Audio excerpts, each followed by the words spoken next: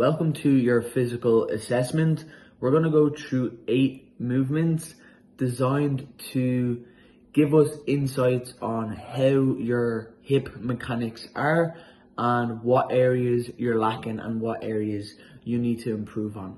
The areas that we may need to improve on are crucial because these could be the reasons why we're experiencing knee pain, lower back pain, or overall just pain and stiffness throughout the day. So here's what you can do. Find a spot on the floor, grab a phone, record yourself doing each movement from the angles shown in the video, send it over to me via email, and I'm going to give you a full breakdown on what I think your issues are and how you can start fixing it today. With that being said, the overall assessment is going to be 4 to 5 minutes. Let's get into it. First movement is our squat. Just standing our feet shoulder width apart, toes slightly pointed outwards.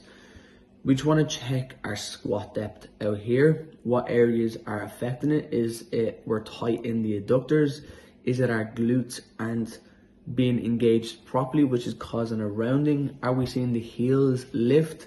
That might be a hip mobility issue also.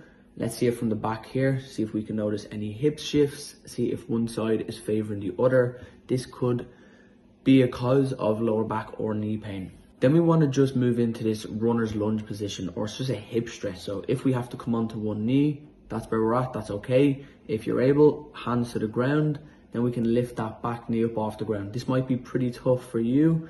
If you have better mobility, drop down further, push it out, add some rotations in. Let's see how the spine is moving. This might be very tough for you, that's okay. And we're gonna move on to our hamstrings and the hinge. So feet shoulder width apart, and just start off by pushing your hips back while reaching your chest forward. At all times, you should feel the weight of your body pushing through your toes, and you should feel that big stretch down your hamstrings. If you're not feeling this in your hamstrings, and if you may feel it in your lower back, that's a sign that we aren't using our hips properly, we can't access the glutes, and we don't have the hamstrings firing. All that stress, instead of going to the hamstrings, straight to the lower back. Now we're just going to try touch our toes with our legs completely straight. Just see where our hamstring flexibility is at. If you can go palms to floor, great. If it's just your toes, if it's your shins, if it's your knees, that's okay. You have to start somewhere. Our next one are 90-90 rotations. Then you just want to bring your opposite heel towards your other heel, like so. While doing this, imagine there's a string going through your back knee that's keeping it in that one position. So try not to drive your knee forward. Try to keep your knee in the same spot, just rotating the hip.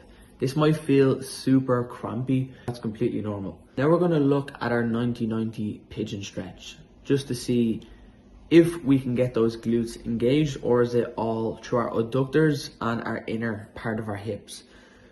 If you can get your chest towards your foot, great. As you're going up and down, you're also trying to use the glute to push yourself back up. You're trying to contract that glute.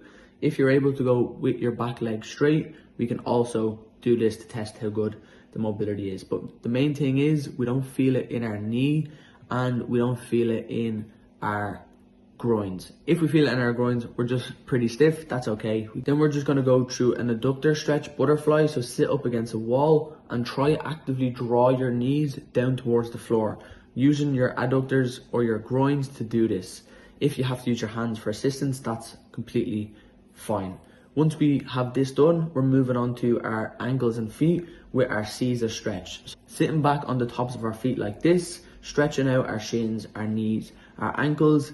If it's too tough, grab a pillow, put it behind your knees, see if that alleviates some of the pressure. Also going to go through this plantar stretch. We're trying to drive our big toe into the floor to stretch all that tissue in the bottom of our feet, which is going to loosen up our feet, loosen up our ankles, and limit the amount of shin splints, knee injuries we're getting.